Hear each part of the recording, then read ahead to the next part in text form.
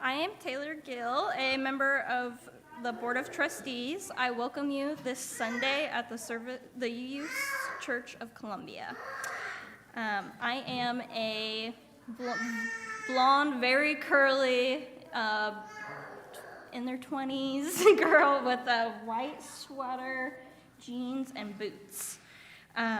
We are a congregation of many beliefs striving together to embody courageous love, radical welcome, and deep connection. And we are so glad you are here. Welcome.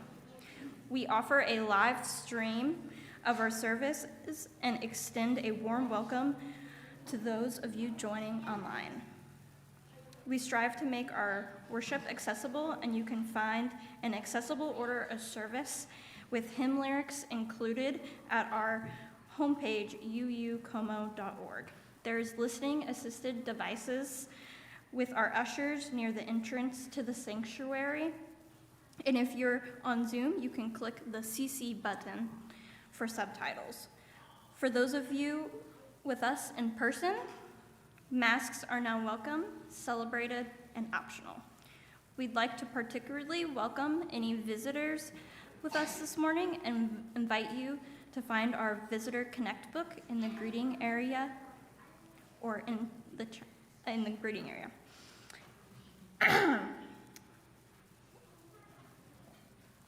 Lost my spot. We'd love to stay in touch. Children and babies are always welcome in worship, and we also have a lively children's program for all ages and nursery care for our youngest ones on the lower level. Children will be invited to Sunday school class after our centering time of embodied prayer. Now let us settle into this time and place with the help of our special musician, UU Churcher Neil Midturn.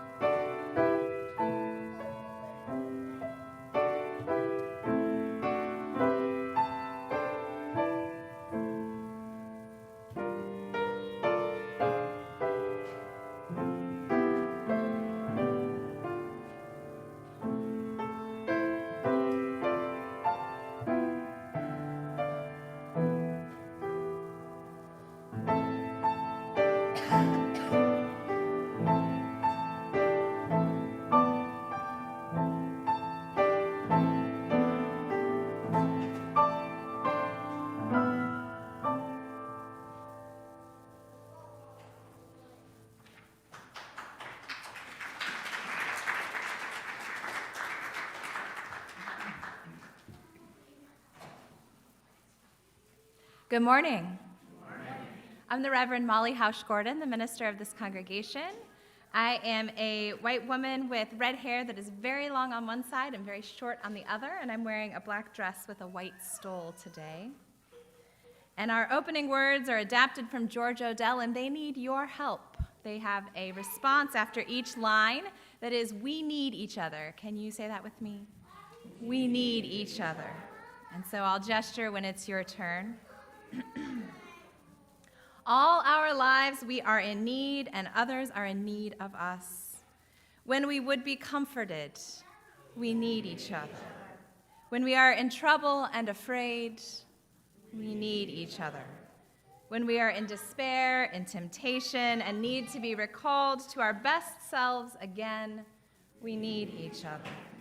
When we would accomplish some great purpose and cannot do it alone, we need each other. In the hour of success, when we look for someone to share our triumphs, we need each other. And in the hour of defeat, when with encouragement we might endure and try again, we need each other. And when we come to die and would have gentle hands prepare us for the journey, even then, we need each other. All our lives we are in need, and others are in need of us.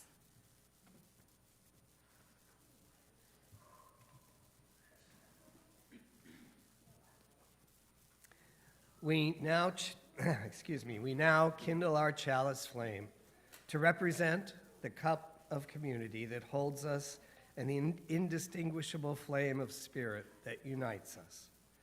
As Molly lights the chalice, will you please join me in the words of affirmation printed in your order of service? Love is the spirit of this church, and service is its law. This is our great covenant, to dwell together in peace, to seek the truth in love, and to help one another.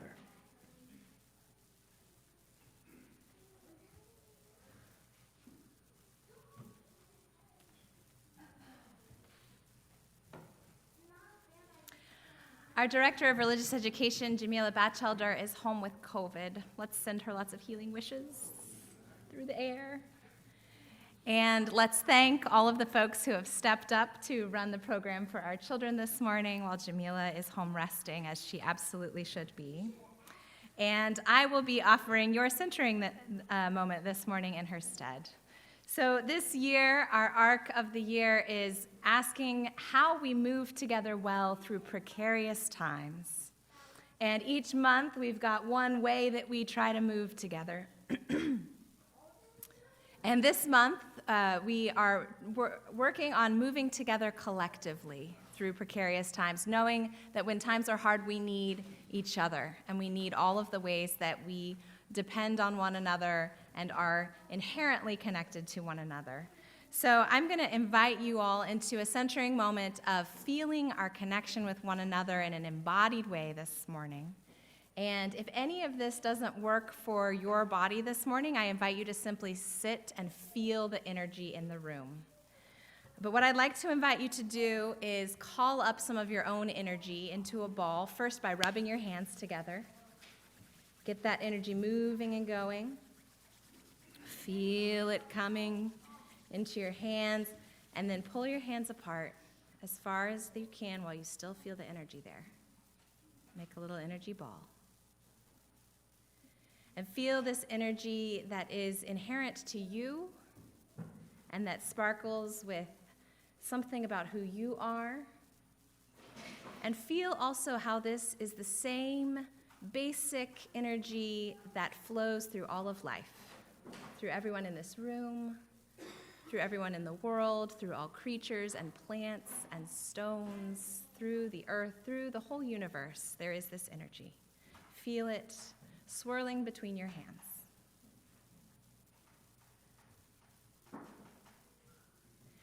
And then I would like to invite you to take this energy and split it between your hands so you feel some of it in each of your hands. And if you feel comfortable doing so, turn your hands outward toward the person next to you and see if you can feel their energy meet your own.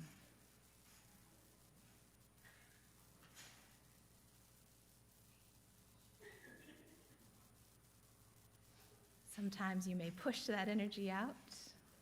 Sometimes you may simply feel it lightly. And if you can, expand your consciousness to the whole room. All of these folks sending energy out from their hands, connected each to each to each in a great web that represents the truth of how life is in this world.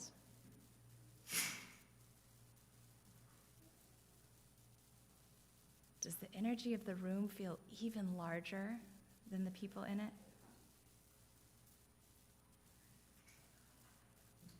Can you perhaps even feel that energy pulsing out beyond this room?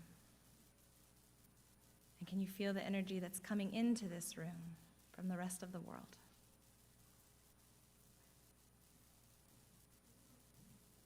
Feeling this depth of connection is how we will move well in these times. Feeling this depth of connection helps us know that we need each other and others need us. Let us sink into our connections this morning. And I'm going to teach you our centering song for the month, hopefully. It's called Hold Everybody Up, and it's a pretty simple tune. So I'm just going to sing it for you once, and then we're going to try it maybe 3 times together after that. And over the course of the month, we'll get more and more comfortable with it and enjoy singing. The lyric is, we got to hold everybody up. And that's it. Pretty simple. So here's how it goes. We got to hold everybody. We got to hold everybody up. We got to hold everybody. We got to hold everybody up. Hold everybody up, up, up. Hold everybody up, up, up. Hold everybody up, up, up. Hold everybody up. Okay, you got it? You were getting it already. All right, here we go. And I'm going to add a little snap to start on the offbeats, and then maybe we'll add a little clap another time, and let's just keep it grooving up. So here it goes. We got to hold everybody. We got to hold everybody up. We got to hold everybody. We got to hold everybody up. Hold everybody up, up, up. Hold everybody up, up, up. Hold everybody up, up, up. Hold everybody up. We gotta hold everybody. We gotta hold everybody up. We gotta hold everybody. We gotta hold everybody up. Hold everybody up, up, up. Hold everybody up, up, up. Hold everybody up, up, up. Hold everybody up. Let's go one last time. We gotta hold everybody. We gotta hold everybody up. We gotta hold everybody. We gotta hold everybody up. Hold everybody up, up, up. Hold everybody up, up, up. Hold everybody up, up, up. Hold everybody up. Thank you.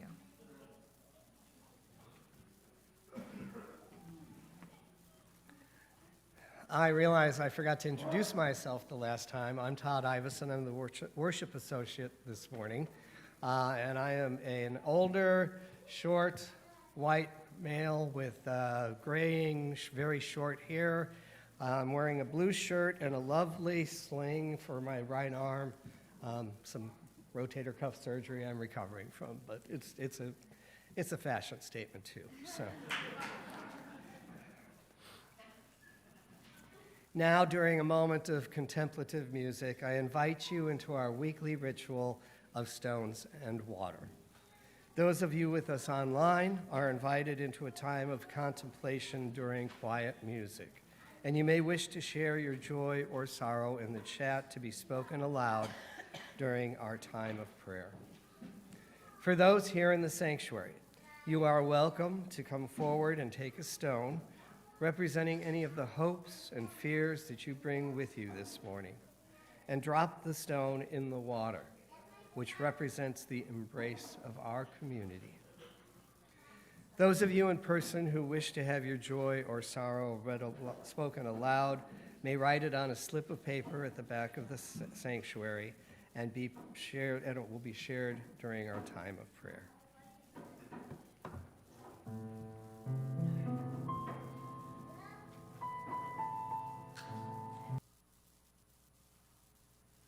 And as grief and destruction continues in the Middle East, we hold in prayer every life in the region. We pray for the safe return of hostages and prisoners to their terrified loved ones. We pray in lament for every precious life lost, every elder, adult, and my God, the children. We pray fervently for ceasefire, peace, collective liberation, and the end to oppression. As anti-Semitism and Islamophobia both rise around the world with deadly consequences, we also share our solidarity with every sibling of faith who deserve to practice their religion and culture in safety and peace. We commit to continue our work of rooting out any supremacy still hidden in our own psyches, and to show up with our arms and bodies in the work of solidarity. And as we join in this Remembrance Sunday today, we hold especially tightly to everyone in our congregation, our community and beyond, whose grief is raw and whose hearts are in pieces even now. May each feel their wholeness in the arms of love.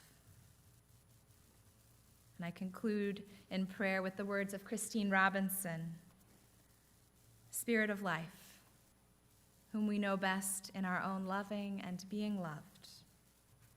Hold us as we remember those we have loved and those who have loved us. May our gratitude sparkle in our lives. May our tears lubricate our souls. Help us to know that we are not alone in our grieving. And help us also to come to that peaceful place in which we can take what we learned from those who have gone and live it out in our own lives. Remind us that we too are mortal, and that the enduring legacy we leave is the love that shines through our lives. May that love shine brightly indeed. Amen. And our hymn of response is number 1002 in your teal hymnal, Comfort Me. They're very short verses, and there's 5 of them. We're going to sing all of them. I invite you to rise or remain seated as you feel most comfortable today. Comfort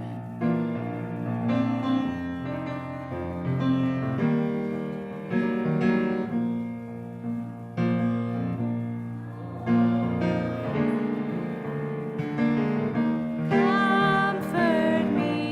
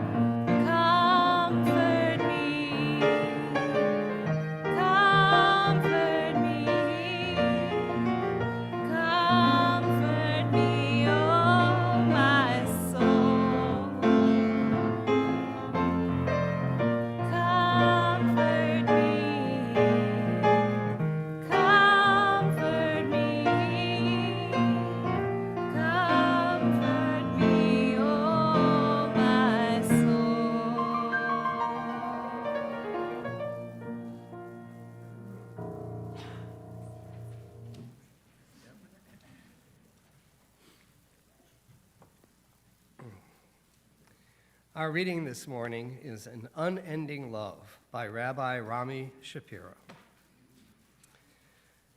We are loved by an unending love. We are embraced by arms that find us even when we are hidden from ourselves. We are touched by fingers that soothe us even when we are too proud for soothing. We are counseled by voices that guide us even when we are too embittered to hear. We are loved by an unending love. We are supported by hands that uplift us even in the midst of a fall. We are urged on by eyes that meet us even when we are too weak for meeting. We are loved by an unending love. Embraced, touched, soothed, and counseled, ours are the arms, the fingers, the voices. Ours are the hands, the eyes, the smiles. We are loved by an unending love.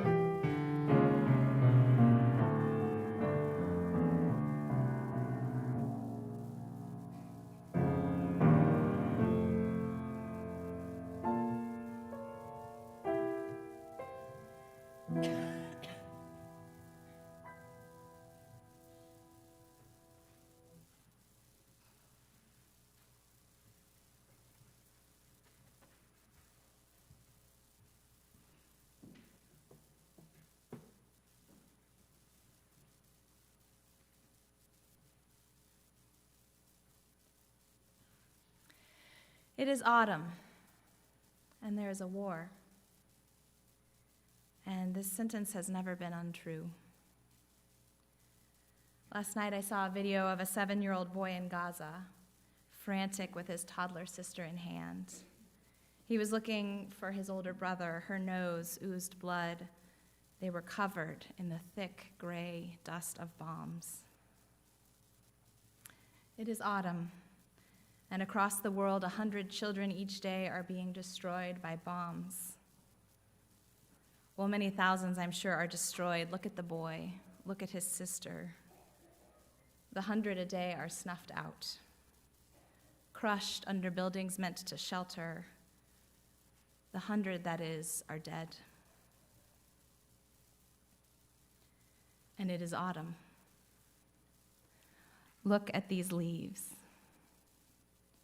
Look at the color of them, glowing and nameless in defiance of capture. Look now.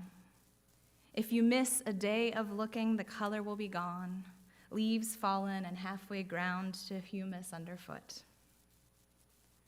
So out walking, I stop every 50 yards, caught by the beauty of each third tree.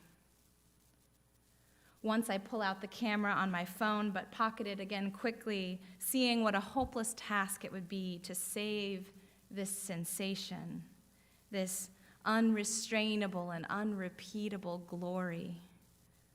None of it can be saved, so I stare. It is the same with each dust-bathed face, every set of eyes. Look at this child. So precious. Blink and she may be gone.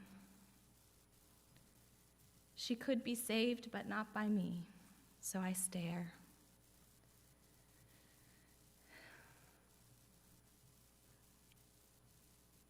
Mother tender, I take in every curve of nose and cheek. Each leaf and each life is so small, and their shining beauty is so vast. And all I have in the face of autumn and of war is this pause, this witness, this unflinching gaze at the beauty and terror both. In the face of the dust-drowning child, there is always both. Can this witness be all I have? It cannot be all I have. So I call Congress. We pay for those bombs, you know. And I show up at the rally. And even then, can this witness be all I have? Is this open heart enough? It doesn't feel like enough. It's not enough, but neither is it all I have. Because I have you, and you have me, and we have each other, a room full of hearts that are open. And we have the wide network of those we hold beyond these walls and those who hold us.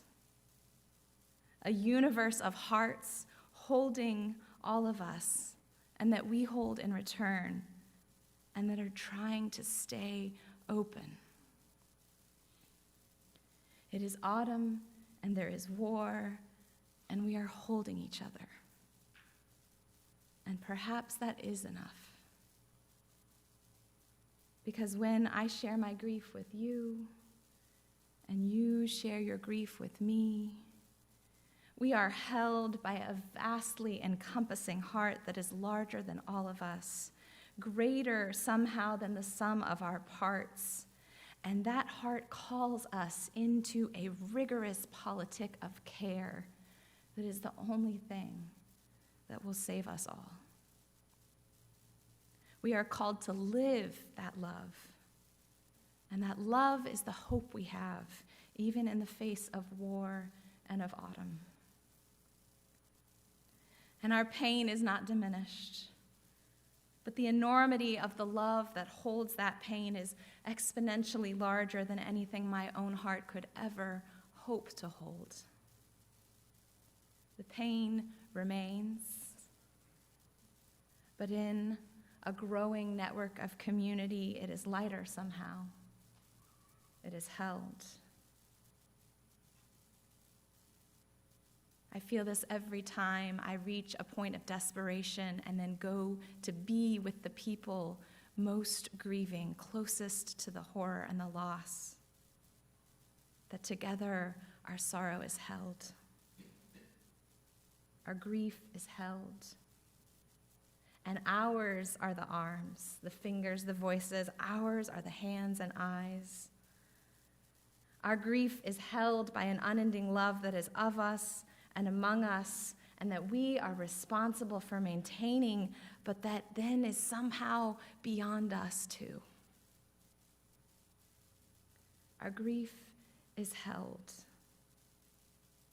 and our grief must be held.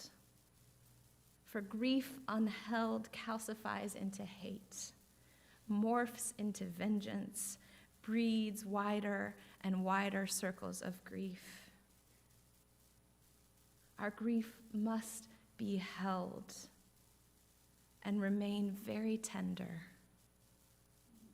so that it may open us in helpless surrender to the grief that unites us as one human family, each of whom loves, each of whom loses, each of whom carries the pieces of our broken hearts forward into a life that still has beauty, even now, even in Gaza.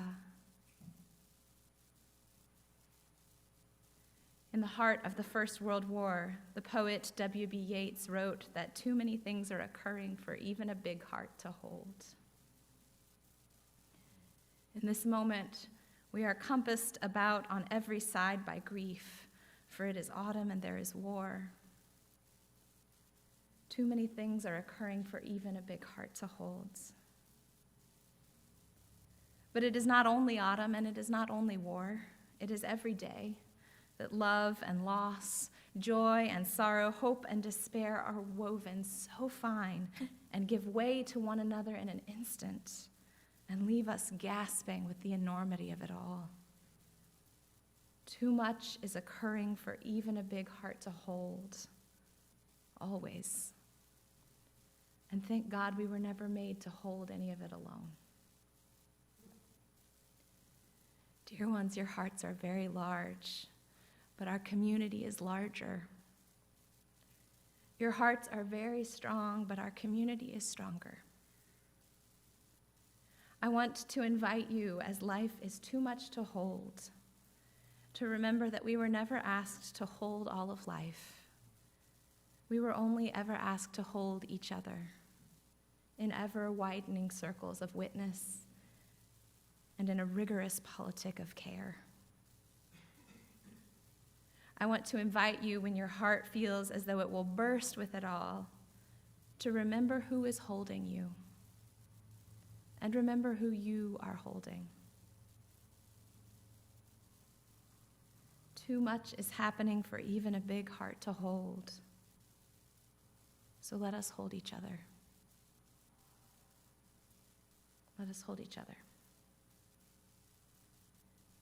And as we move into our annual All Souls Day ceremony of remembrance, carrying some grief that is very fresh and raw, and some that is very old and smooth, let us indeed hold one another tenderly, and so doing be held by that unending love beyond us, but that we create, that carries us, that keeps us whole. We will now begin our time of remembrance by calling in the ancestors who hold us too with a hymn from Sweet Honey in the Rock. It's number 1001 in your teal hymnal, Breaths. I invite you to rise or remain seated as you're most comfortable.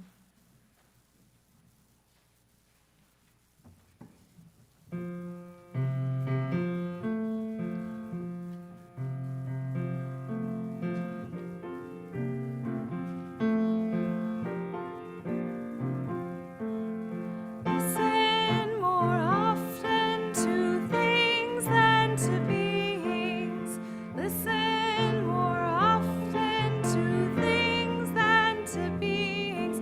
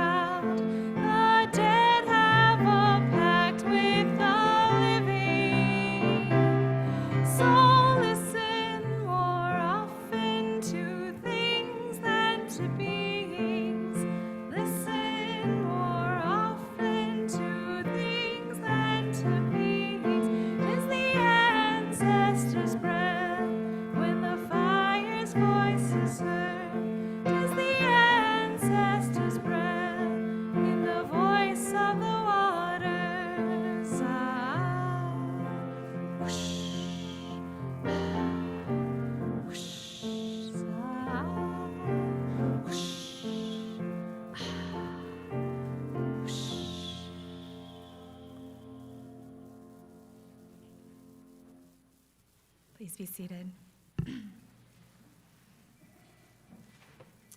The Reverend Heather Daniels writes, "They dwelled once among us, the people of memory.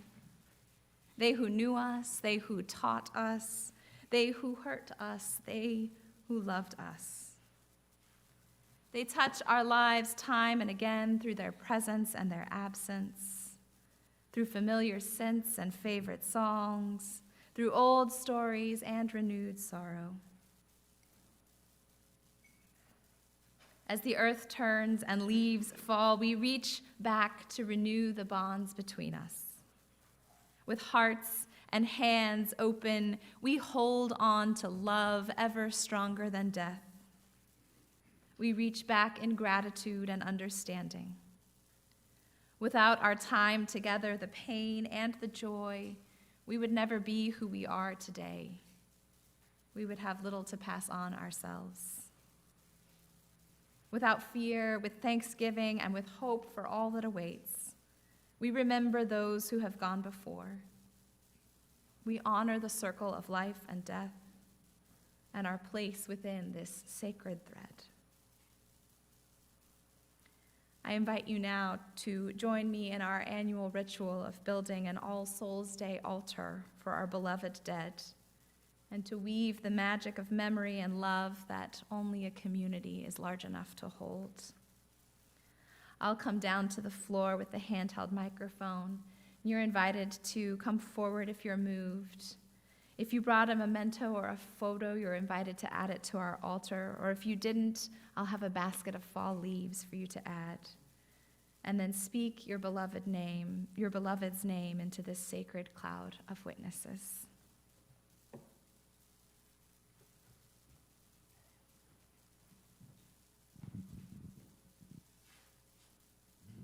I'd like to add that I will be checking the chat for anyone who would like to put a beloved's name in there online so that we may also speak their names into this space.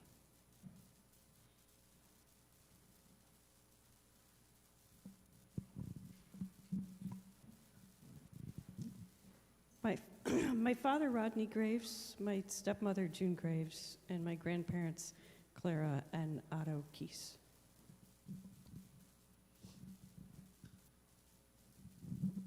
Nephew, Chris Langford.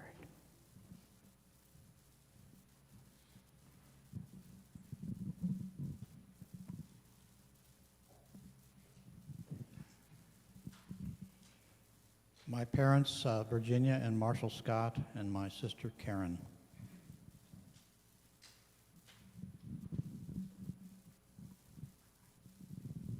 I don't have a memento, but I just want to speak their names so that they might be remembered.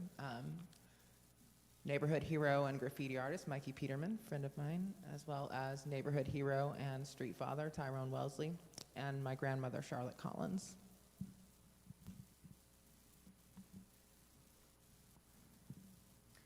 My cousin, Ashley Hansrow.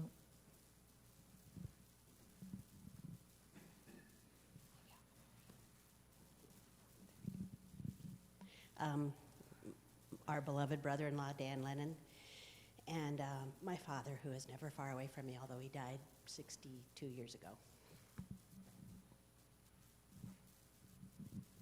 My parents, Georgia and Jean Molnix, and my brother, David Molnix. My father, Arthur Farber.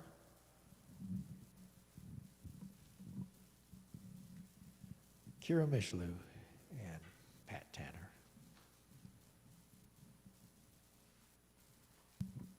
Larry gave me some of Kira's yarn. It was too pretty to put into an Afghan.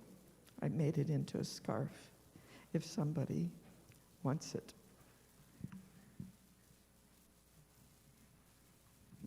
Oma to me, Corey Weddick to the world.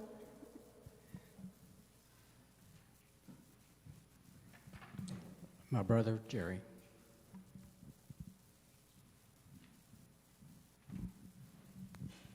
For Doug, for Becky, and for Gwen. My brother, Charles James Chase Johns, and my grandmother, Eileen Owens Johns.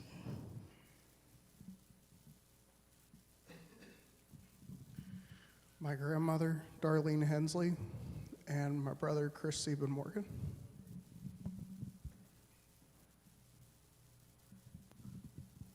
My parents, John and Grace, my sister Marion, my wife Carolyn.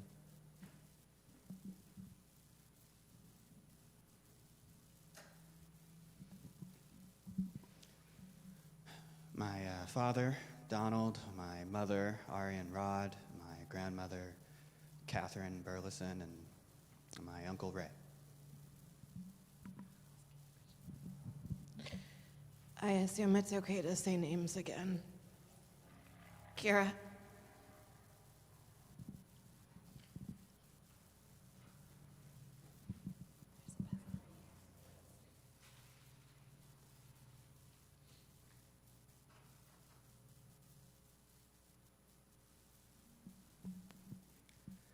My sister, Nancy.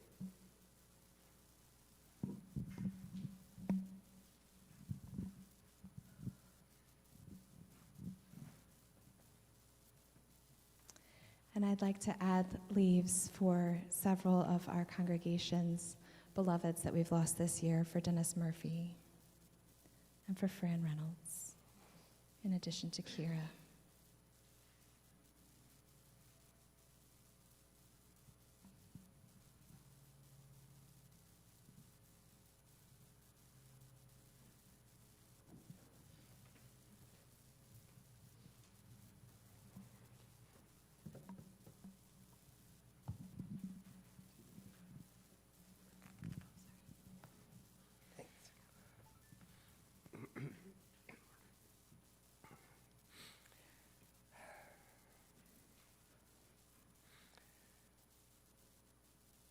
The following prayer is by the Rabbis Sylvan Commons and Jack Reamer. I invite you now to bless this altar with your attention by joining with me in a litany of remembrance. After each line I read, the response is, "We remember them." I'll indicate when it's time. In the rising of the sun and in its going down, we remember them. In the blowing of the wind and in the chill of winter, we remember them. In the opening of buds and the rebirth of spring, we remember them. In the blueness of the sky and in the warmth of summer, we remember them. In the rustling of the leaves and in the beauty of autumn, we remember them. In the beginning of the year and when it ends, we remember them. When we are weary and in need of strength, we remember them. When we are lost and sick at heart, we remember them. So long as we live, they too shall live, for they are now a part of us, as we remember them.